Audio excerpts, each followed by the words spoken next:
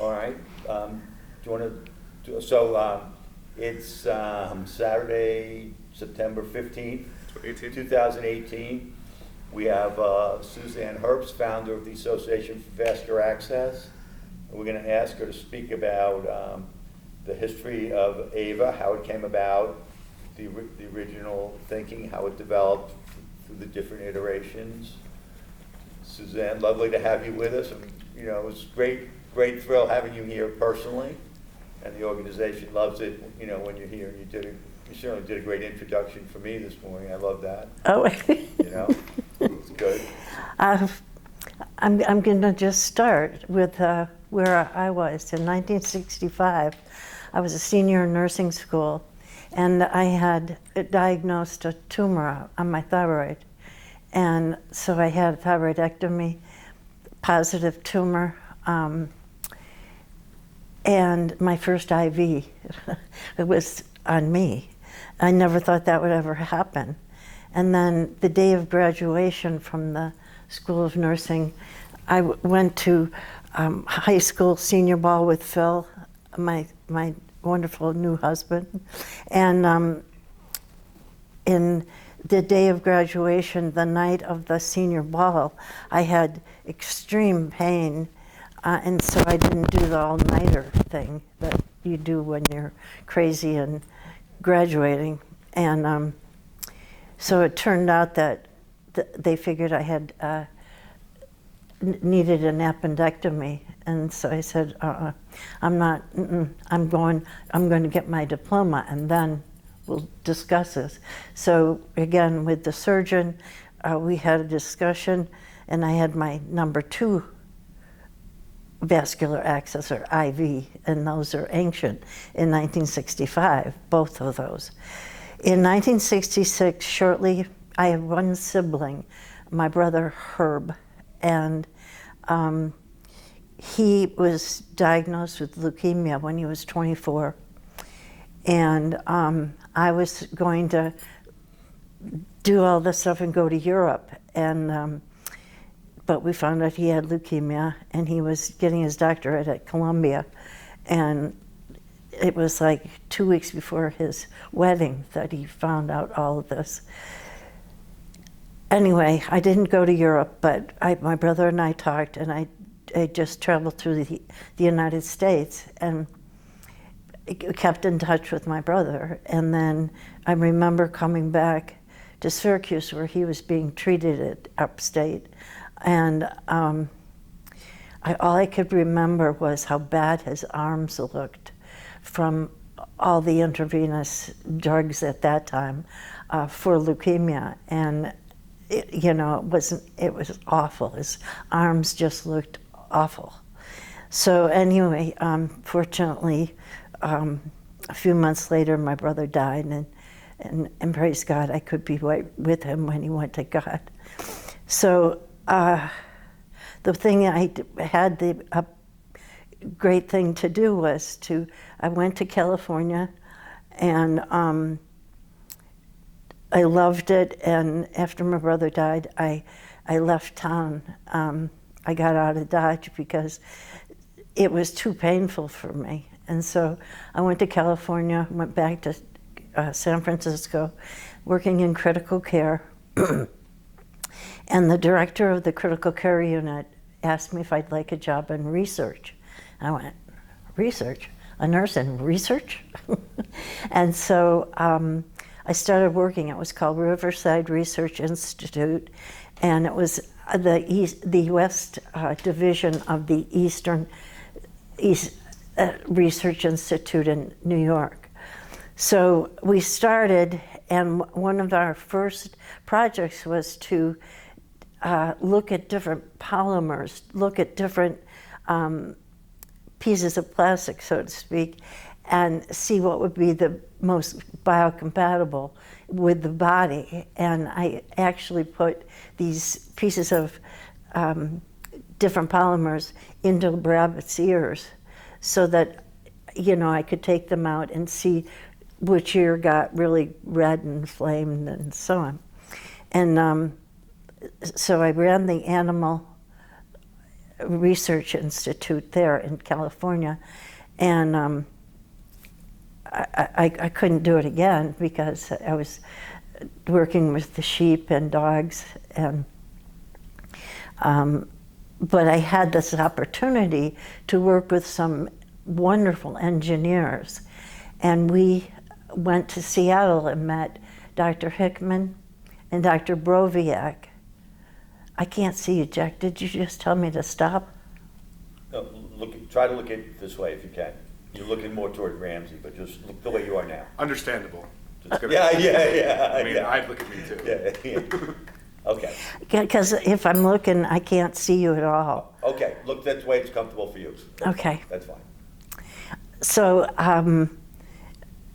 I worked with Dr. Hickman and Dr. Broviak, who were developing catheters to stay in people for long periods of time.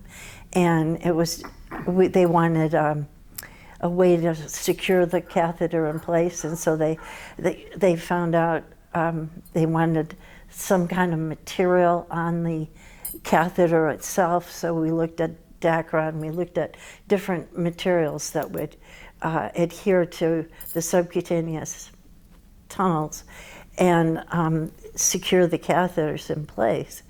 And there's a Hickman catheter named after Dr. Hickman, and a Broviak catheter named after Jack Broviak.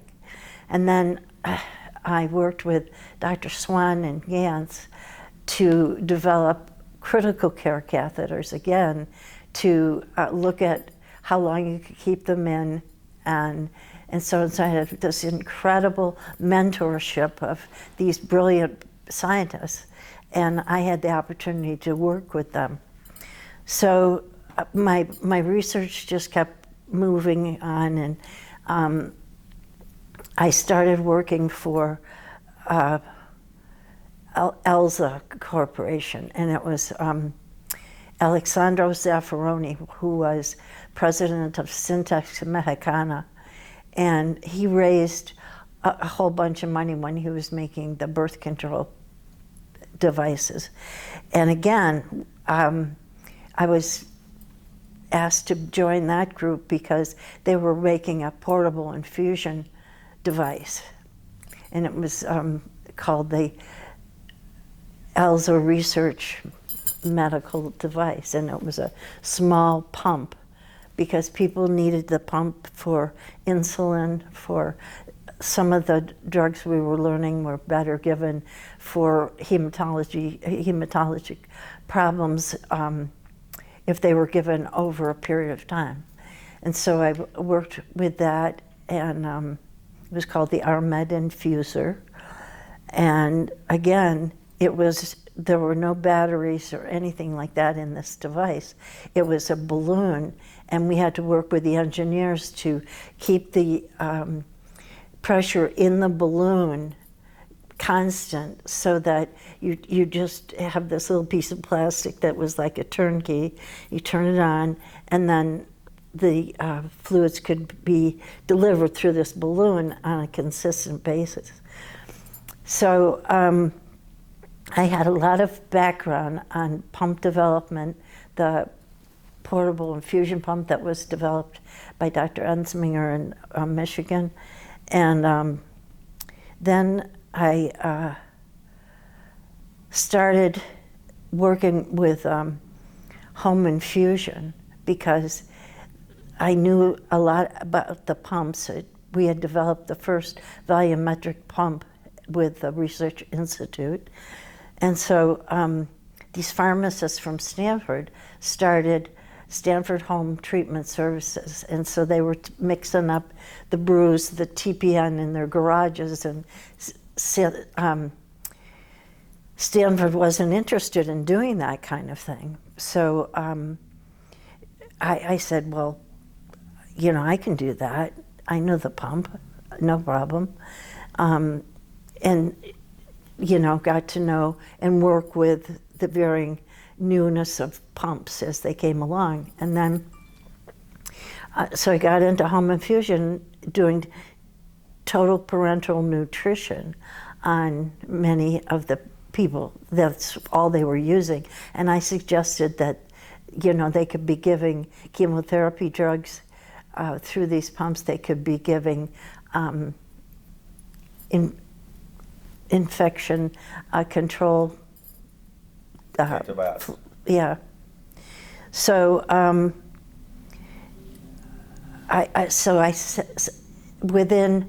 when the HIV was just running wild in San Francisco, and I had people that just wouldn't come to work with me because they didn't want to see these people with AIDS.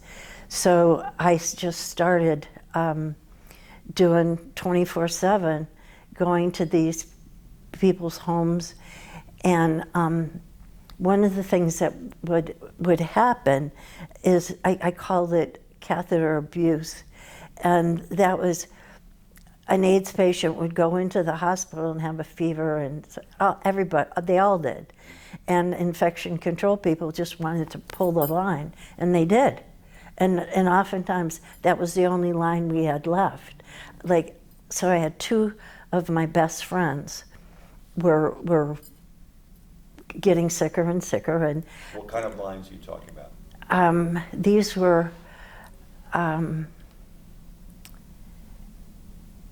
the tunneled catheter supports, Okay. the Grosjean catheter, Yeah.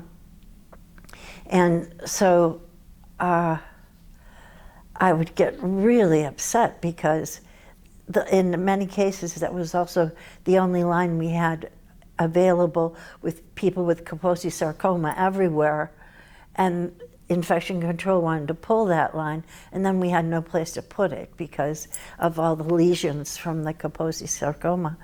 So I had two friends that were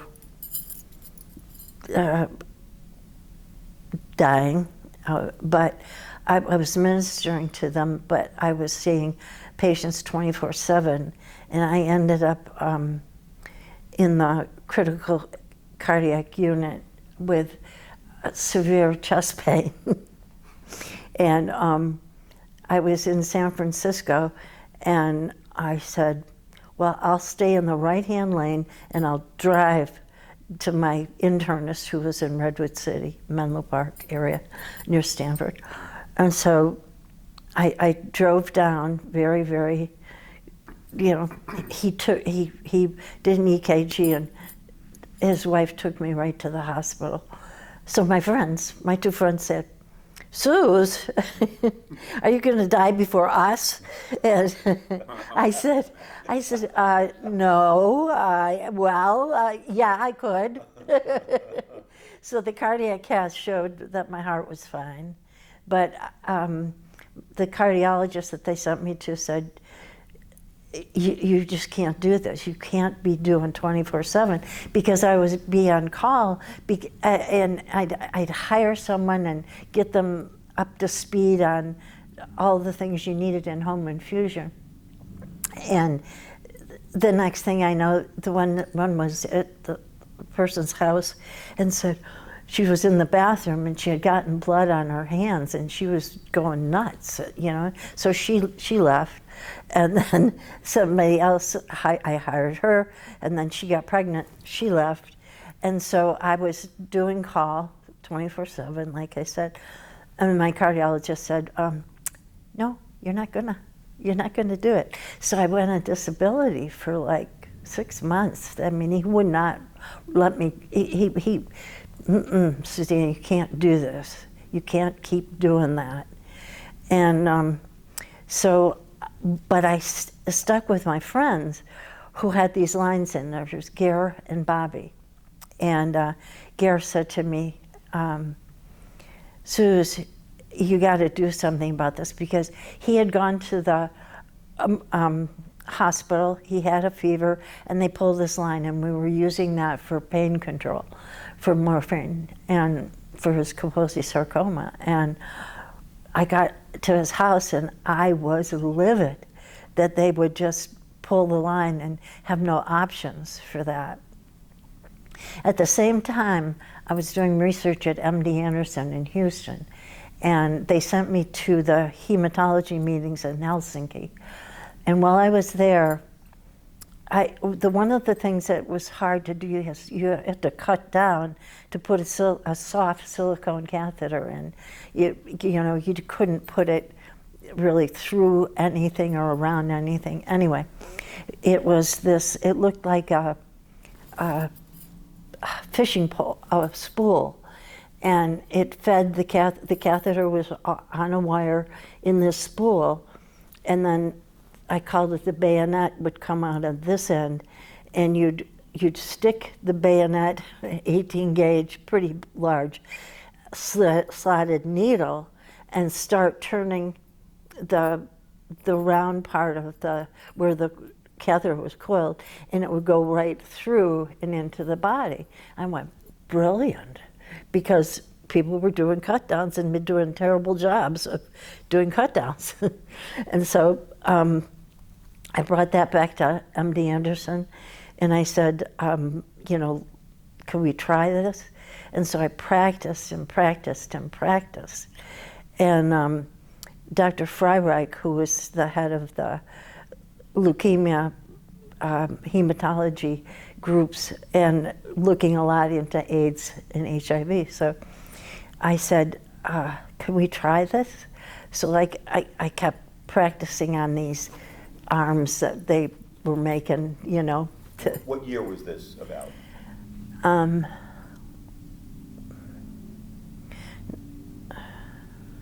1968, 70, 1970-ish. Okay. And so Dr. Freireich let me put in the first line. And so I did. And it was very successful. And so I put in the first PICC line in the United States as a nurse. There were docs that would put them here and there, but they didn't, they put in 2 a year maybe, and you needed some skill. You needed to put in more than just one. Funny how that works. Yeah. So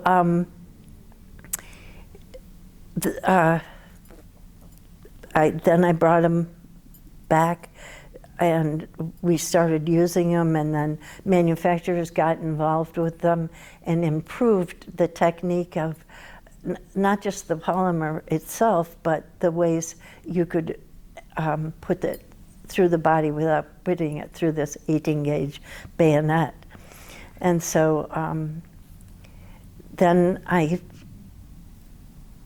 did my disability and recovered, but at the same time, I was just so excited about these catheters, and I stayed in touch with Dr. Hickman and Dr. Broviak, and Dr. Swan and Gantz wanted not just one lumen, they wanted 1 or 2 or 3 lumens, and they wanted the balloon on the catheter. We had to figure out how to do all that, and I worked with these wonderful engineers, and so here I'm watching this abuse take place. Like you'd have a patient come home from the hospital, and they'd say they just got stuck like 5 times by the same person, and they never had another person that was up to speed. So I did a survey on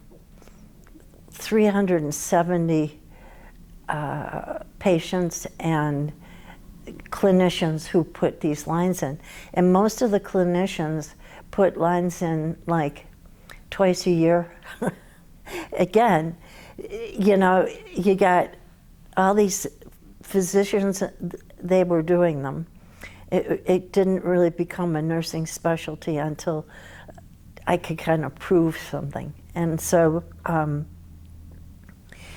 I just saw this abuse over and over and over. And so I was one of the founders of the Oncology Nursing Society.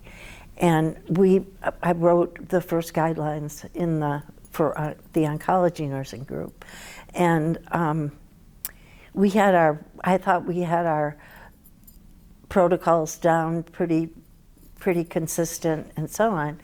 But the rest of the world didn't have that. And so I wrote a letter. I was coming back from an oncology meeting, and again, witnessing all kinds of abuse, people being stuck way too many times. And I know what happens. I was working on my doctorate at the time, and I understand that, you know, you just can't keep repeating sticking someone, because they're going to vasoconstrict, they're going to get fearful, they're going to get, you know, they're going to be have morbid fear of an IV being started. And so I wrote a letter. I had this idea, if I could get everyone that was putting these lines in, like in most of the major hospitals in the San Francisco Bay Area, and I started, it was called the Bay Area Vascular Access Committee, BayVac. What year? About?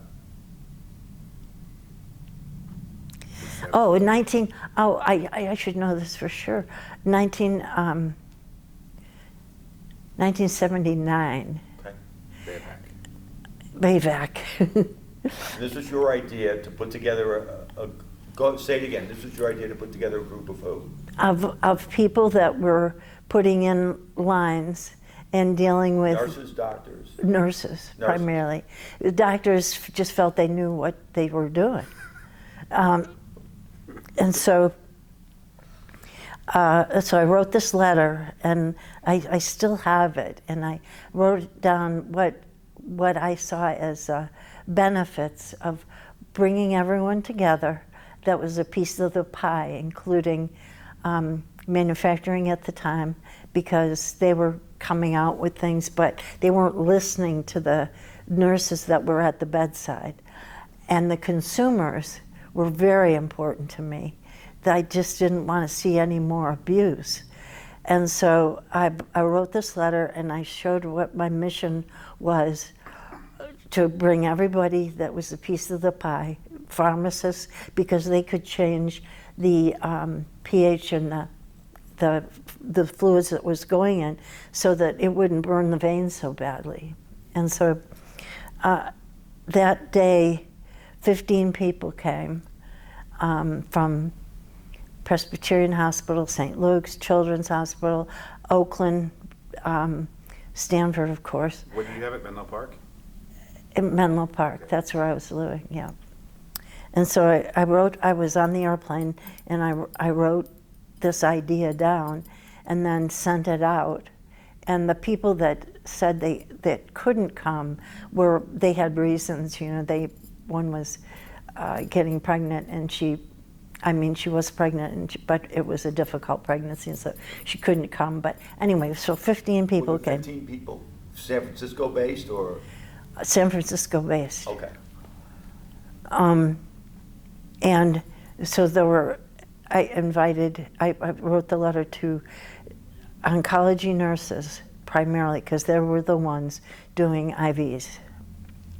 And so, anyway, so we met at Presbyterian Hospital. Like I said, 15 people came. But one of the things that I had learned is that, you know, if you bring some food, people will come. So I made this great big thing of ziti, and and said food will be there, available, whatever. So anyway, we started meeting on a monthly basis and coming up and changing. I had written down 5 of my goals, and I said, you know, we all have to be on the same page, and our consumers, you know, need to understand that they do not have to put up with this abuse. Okay, so that happened, and then we named it BayVan after the committee. Then we Bay Area Vascular Access Network, I call it, and so it was networking everyone that I could get my hands on to come. Well, the FDA was just starting the central venous catheter working group, and when they looked at their statistics, they found that the the failure rates were due to healthcare professionals not having enough training and teaching, and never heard about it in schools of nursing or medicine, or but pharmacists were very well enrolled in this kind of thing. So every month I had a good friend who was a caterer, and she would make awesome things, and people would come and eat and talk. And so 15 came, then 30, then 35, then 40. And then I get a call from the person who's heading up the Central Venous Catheter Working Group and had just gone over the statistics, and his name was Dr. Walter Scott. And he and his nurse practitioner came to San Francisco to one of our meetings, and then I said, I want to be on the Central Venous Catheter Working Group. Well, you can sit in the, what do they call that, the gallery, but I wouldn't have a seat at the table. So I went to Washington, and I sat down in the gallery, and I kept looking at this name tag in front of this chair, and it says Suzanne Herbst, and I went, holy smokes, I could sit at the big table with those big guys, because they were primarily men. And so... Again, what year are we, just for the timeline? Early 80s? Yes. Okay. Yeah. So Bayvac 79, Bayvan a couple years later. Right. And then I got asked to be on the Central Venous Catheter Working Group. And I said, you have to come to some of our meetings. So then I remember wanting to have my vision of the first meeting, like a convention, AVA. If we had 50 people, that would be wonderful. But what we did was we had tables around this ballroom, or this room at the Holiday Inn in San Francisco. And I remember writing my personal check to cover the space. And we had Jesco, it was George Cinco, and he had a pediatric catheter, silicone, that you could put in these little kids. And there were Menlo Park, it was called Menlo something. And they were coming out with some different newness, new technology. And so I think that they spent like $25 to have a tabletop. And so we had like 50 people come that first year, and it was only from 12 p.m. We did it in the afternoon, so that 12 to 6, something like that. So people getting off at 3 or 4 could come, and that was the first meeting, general meeting, and then it just kept growing and catching on, and people would call and say, "Could we join?" And it was Southern California, Orange County. Josie Stone, who called me up and said, we'd like to start a network in our area. And she came up to San Francisco, and I remember that the rooms were shrinking and people were sitting on the floors. And then it took off from there, and then. So the second network was in Southern California? Yes, Orange County. Okay. San Diego. And then one of the docs from MD Anderson went to Utah, Salt Lake City, and he started a group there. And so it was like, okay, now we got to call it NAVAN, National Association. And one of the board members gave me... What year was this?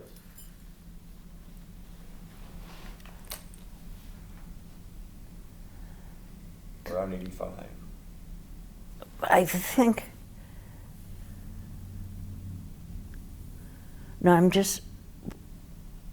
it was like 84, 85. Okay. And it was amazing because I just felt that something was happening, something that was really grabbing people, to keep coming and making phone calls to us. And so then we called it NAVAN, National Association. And one of the board members, we had our very first board, it gave me a globe, and I laughed,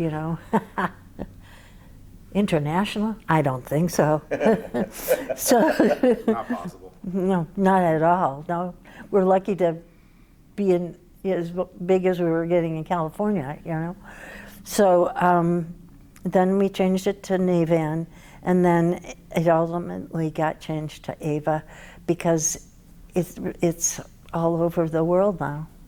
So let's go back. So NAVAN, mid-'80s. Let's start. So you're at NAVAN. You went national. So let's say when it became AVA, or talk a little bit about what you were doing. There's a little bit of a big jump there to like. Oh, I moved back from San Francisco back to Syracuse, New York. That's where I was born and raised. Mm-hmm. And I kept hearing about these interventional radiologists and what they were doing and so on. And so I stayed as president for as long as I could. What time? Of NAVAN. What year are we? Late 80s? Yeah, I think AVA came up in 92, 93. They changed NAVAN to AVA. Uh-huh. And were you involved with that change? Yes. Okay. I mean, I just said, one of the things, Jack, that you've heard me say this many times, but I work for an incredible boss. My license plate's CEO for God. And we actually had a group of people who would pray before these meetings. And anyway, so I came back to Syracuse, and I got a call from Ken Symington at Krause Hospital in Syracuse. And he wanted to put together a workshop day about vascular access and explained what interventional radiologists had to offer in terms of imaging and visualizing. And at that time, there was a big war between the surgeons and these interventional radiologists that wanted to, start doing it because they could see what they were doing as opposed to blind, So. Were they using fluoroscopy at the time? Do you know? No, it was.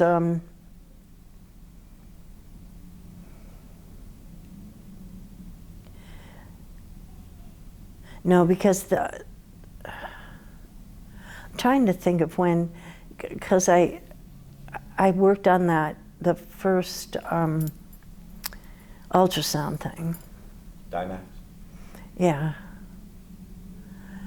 But then I went to their suite, and the interventional radiologist showed me what they could see, and how they could actually trace the vessel rather than shoot blindly.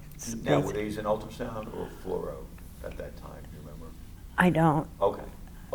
I was just learning about what they could do. Yeah. And so I remember that Ken got me involved with Krause Hospital, and we would have these meetings, and the CEO would never show up for these meetings, and they started at 6 in the morning, and so we could plan how to not convert so much as to, if the technology's there, why not use it rather than have a surgeon put in 2 a year? You know,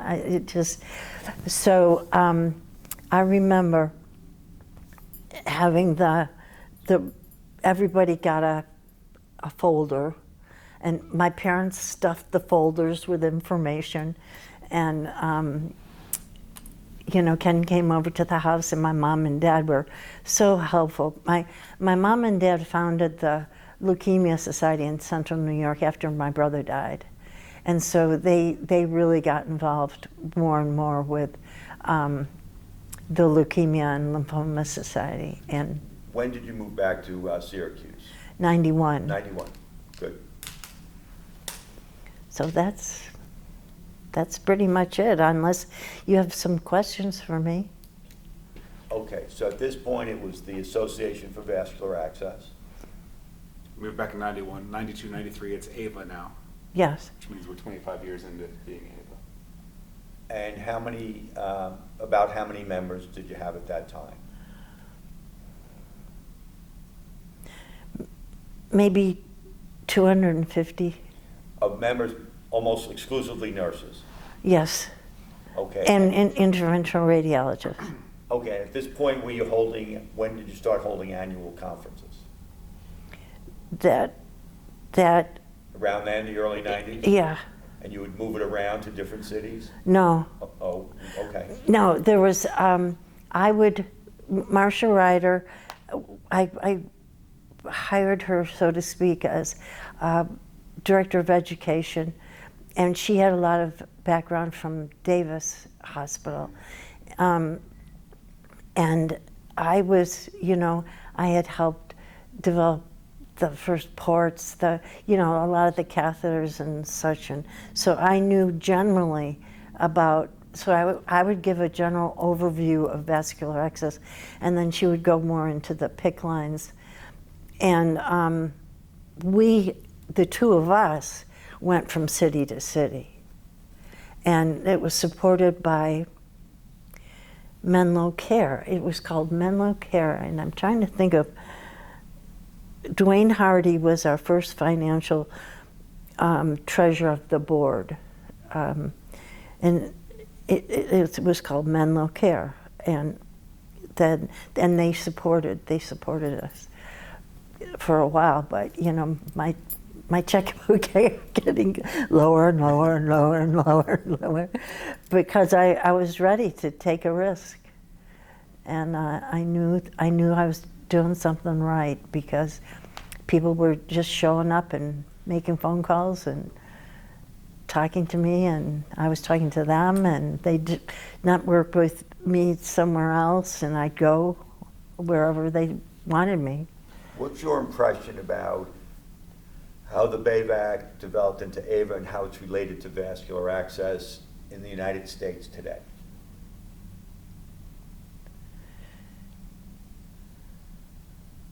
Well, I think that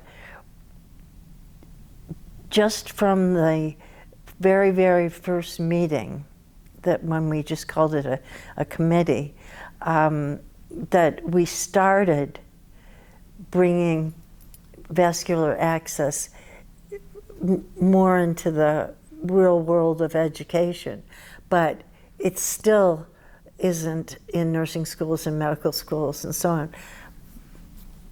And today, I think we're getting there. I think that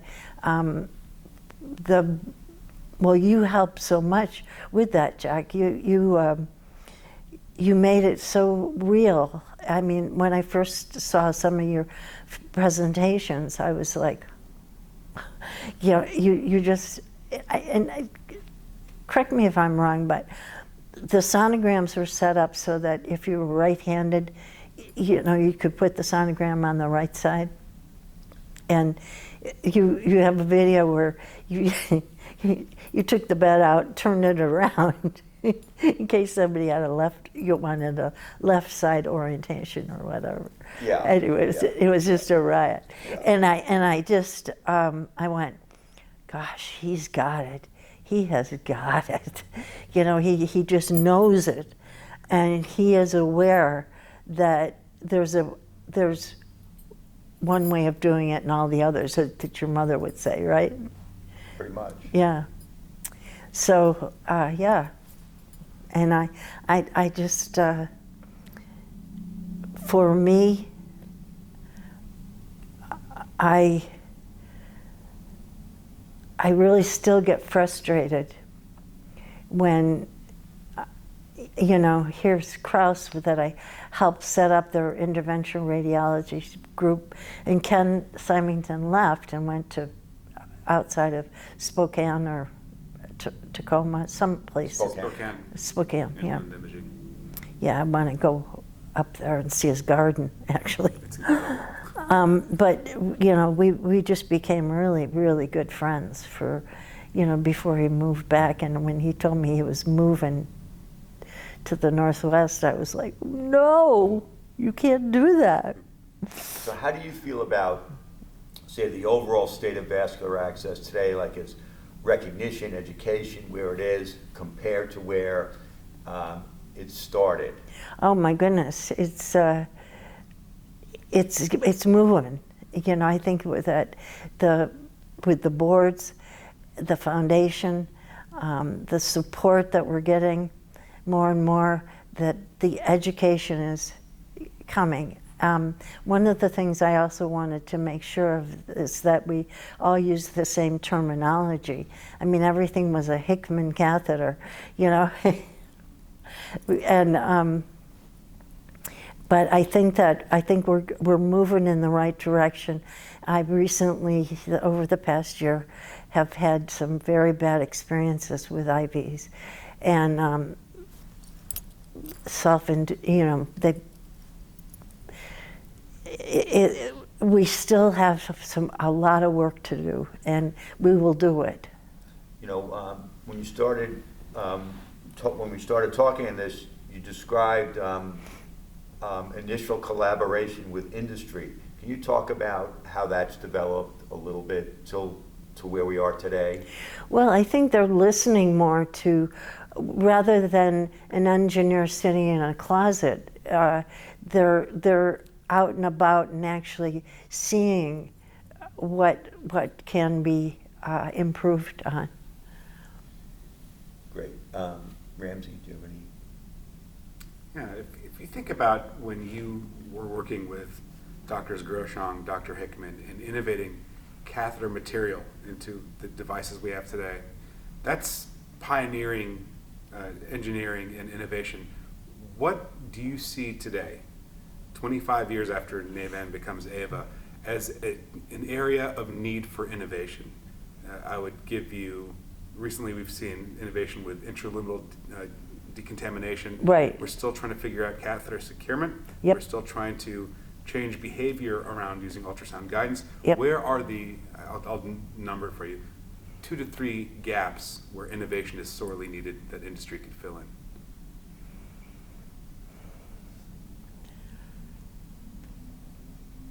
Well, I think they're moving in the right direction. I feel that what's not happening is that these people hear about these imaging devices that are not, you know, they're little guys now. What I learned way back was when I couldn't find a vein really easily, I would use a flashlight. But my father showed me that. And you could just put the flashlight on the arm and it would highlight, you know, the vessels. And I think that people don't know they have them, or it turns into a financial thing, Ramsey. It's really upsetting to me. It's based on shareholder primacy and having a return. Is this worth investing in to make a profit versus patient outcomes?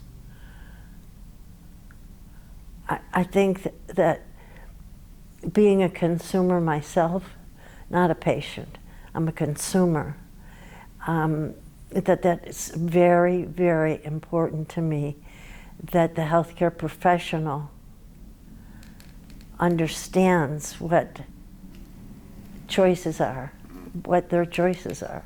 And they need to read the data, whether it's summaries or an abstract or a poster, but people need to acknowledge the fact that we're all consumers, and that we're just going to keep on keeping on in terms of ideas and support, you know, and the innovations. I think they're moving right along. I mean, I had a peripheral line that was glued in, and I kept looking at it, going, because my platelet count is low. So they took off the secure, you know, the transparent film. Yeah, and I had a hematoma, or I mean, this whole part of my arm. It was Ecchymotic. It was awful looking, yeah, for a while. Yeah. And then and to this day, I've been trying to find this person. It was in the emergency room, and I had, I thought that, did you ever watch Sanford and Son? Absolutely. And you know, I think this is the big one, you know. This is it. And so finally, I called Phil and I said, I think that we ought to go to the emergency room. I said, I think there's something wrong. And I was having atrial fib. And so, but I had pressure in my chest, and that's what I had felt when I took those, when the cardiologist in San Francisco said 6 months, you know. Yeah, I just had this pressure in my chest when I left Presbyterian Hospital and I was walking up the hill to my car, and I went, oh, this is the big one. But this was the big one coming. So the you know, I wanted one stick. I wanted somebody who could come, do a stick, take the blood, and secure it appropriately. So I don't know. This person just came in, and you're not supposed to. Policy says you can't draw blood from, you know, a peripheral IV. So that's changed. No, it hasn't, because that's what happened last week, 2 weeks ago. Well, it's happening now. Yeah. Well, we look at it as, you know, you took a world that was in a disarray, and with what you did, you put order in it. You tried, and now where it was going to go, you didn't know, but it's come to a good place, and it's got plenty of goodness to go. But just the organization, oh yeah, now it has something to build on. Oh yeah, you know. Oh yeah, I saw those construction workers from Team A. That was very, that was the detail. That was very, very clever, very clever. And you're a gift. I just was listening to you this morning, and you're just so, you're like Jack, just natural in front of a mic, you know. You created it. You created an environment where it's very easy to find the words to buttress the passion for the space, for the specialty. It is the gateway to healthcare, and people are starting to recognize that. And I think we're in great position to. We're going to keep climbing. We're going to die climbing to get to where we need to be. But well, this nurse tried 3 times in the emergency room, and Phil knew with it. I said, "That's it. You go take a break. Give me a break, please, because you hurt me really badly." And so they had this group called the SWAT team at Carl's Hospital, and I'm going, SWAT team? Who are you? And so this nurse, Andy, came in, did an incredible evaluation. You know, didn't shoot right for the anticube, which they did 2 weeks ago, and I wouldn't let them. But anyway, so he comes in, he gets the blood he needs, and puts the stuff on, and I'm going, what is that? Super glue? Is it going to take off all my skin? No, the peripheral line lasted for like 3 weeks. Yeah. Well, Suzanne, we appreciate you coming in. We found it fascinating that you could go through that history off the top of your head like that, but I know you've lived it, and really, I think we'll have some good footage from this. I'm on like the edge of the seat. Like, Yeah. can I ask another question? Yeah, please. No. You had talked about common language. Yes. And how everyone, Yes. I can't remember if you said Groshong or Hickman, it was just called that. Hickman or port. Or port. Port, and yeah. Right, and those mean very different things throughout. I'm not telling you anything you don't know. I had a conversation this morning with Dr. Baskin from Pittsburgh Children's, and one of the biggest initiatives that I've seen in vascular access across all these disciplines is data collection. Without data, we're lost. I mentioned it this morning on stage. Yep. And what's gating a lot of this are the common terms, the standard glossary, how we refer to things. Yes. And it gets very provincial and siloed throughout vascular access specialties. This is what we call something. This now belongs to us. Yes. As someone who brought together the multidisciplinary vascular access association that brings us all here today, how would you start to bring all these different factions within vascular access together to start to make some strides in agreeing on the foundation for data collection? We need to start calling things the same way. I agree with you. First of all, none of those questions that Jack was addressing this morning are entered into the cows these days, the computers on wheels. So they bring them in, and they never touch you anymore, And I mean, Marcus just said it so well, but what I started doing in the very beginning, as it became NAVAN, I started meeting with the Pediatric Oncology Nursing Society, the Home Infusion Society, the Critical Care. I brought all these organizations, Aspen, APIC. I brought all these, and then when I moved, it just seemed like that all those liaisons got DC'd or diminished or something. But it's, Beth is going to help bring that back. It's outreach, it's galvanization, it's everyone engaged and on. Yeah. So one of the issues I see is that every society puts out their own guidelines on vascular access. Anesthesia has, surgery, radiology. Yeah. And I think, I don't like that in general. I think that we should have one set of guidelines, kind of like the kidney, Yes. the KDOKI group, the National Kidney Foundation. Yeah. Or the thrombosis and hematology group. That we should not be all making our own. Right. It seems silly to Right. have 30 different guidelines out there. It's from each perspective. The interventional ones are from IRs. The infusion nursing standards are from infusion nurses. But vascular access is vascular access.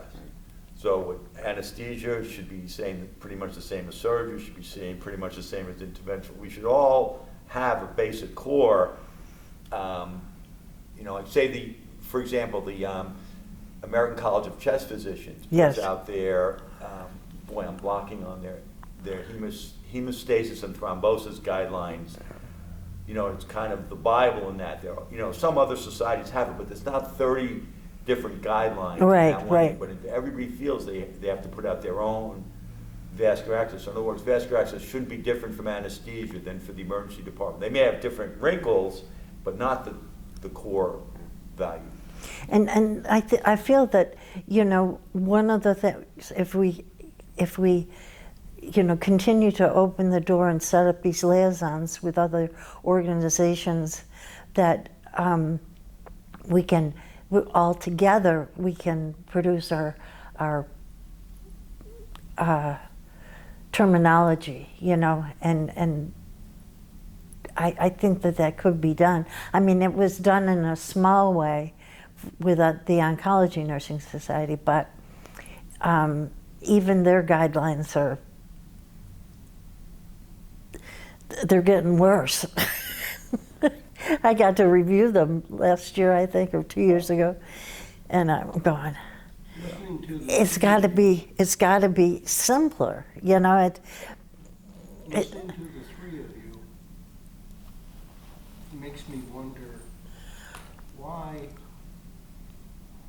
you go back to when you had the federal government come right in at the very early activities in San Francisco, recognizing what you were doing, and then said, please come to Washington and be a part of this discussion. Are you hurting? What I'm posing as a Are question you or hurting wonderment your back? is why Knees? cannot AVA today seek certification or sanction at the federal level to be that group, AVA, to establish these common terminologies, use of vernacular names, things which would then be weaved together with, we'll just say quietly, the blessing of the federal government. Yeah. And I say, I don't know the agencies where you go. I'm just saying, as I hear you talking, and you've spoken about oncology to me about half a dozen times the past 10 years, you feel that group could be easily brought right into AVA. I'm just saying, if you had certification or acknowledgement at a federal level by a federal agency, it might give you folks the stamp of certification. I don't mean that for educated, but the stamp that would let you go to any university of medicine, any other practitioner group, and say, well, we are the licensed agents of the federal government, and we are now working on this. Then take your idea, Susie, bring a rep from all of those groups. Universities are come together. We are going to develop a common language or use of terms. Yep. That will then thereafter be used in all the educational arenas, all of the shared dialogue and helping arenas. I'm just listening, and that's the best I can give you today. I'm just saying. That's a great goal. I think of, that's to have that sanctioning from the government, you have to work backwards. So what would we need to? But they came, and that's the history that you're asking. Right. About. They came for her and what they had been hearing statistically in DC. And they were learning the day she talked about getting up on the dais there, they learned some things that they had no other source to hear. And as you're talking about defining not just AVA as an organization, but defining the work of vascular access, I'm saying use what you've created, use your history, and have somebody at the proper level bless them. And of course it can all be reviewed and they can see all the things you bring to them, but I'm saying I don't know if anyone's ever seeked that. My mother was a nurse for 40 years. I've heard talk about med schools forever. I have a daughter-in-law who's an ENT surgeon. All I'm saying is there's all these different Teacher, if you talk to vested Kate interest Coulter, groups that don't appear sometimes. With emailing. It's I know one she's having hold back on. surgery. We're working yeah, on the together 19th. as Okay. this is who we Yeah, are. yeah, we And missed. I'm saying, Is there like I'm a she centrist. wants to bring use your arms videos. around Yeah. the wall. Is that This possible? the Yeah, truth. we're working on it. I sent And her, I think back in I've the sent her a creation of couple. any government I'm gonna- agency, Oh, yeah? statistics, whatever. Yeah, yeah, we're This is a working. way to achieve. When he finishes, And I'll you just turn guys this off. from Okay. AVA It was great. for what you've It was created great. best. It was great. That's More what and we more wanted. hospitals and I believe educational institutions are listening. And if you could just get that backbone. Thanks for doing this. No, no, listening, thank you. And you It's take her to amazing. DC, she'd love to go. Cloud and data. Listen, and I love your comment about data. You know, and as I, having grown up in the business world where it's all about the bean counters, this is where they're listening. Right. It is right where you are. I think it's why. I think so. Meet your wife. Oh, Anyway, thanks for listening. No, I just, So- I can only be quiet so long when my wife is talking before she says, oh, there he goes. You went 55 minutes before you to jump in. So Yeah. I don't know if there's a record. I did So- good. I told her I'd be very good on this visit. I'd be very quiet. do you want to do just a wrap up, or? Okay. Just, all right, we'll end it. All right, so this has been Suzanne Herbst talking about the creation of the Association Vascular Access. Thank you very much, and we'll end it here. Thank you, Suzanne. Thank you. All right, great. You know, I know it was an effort.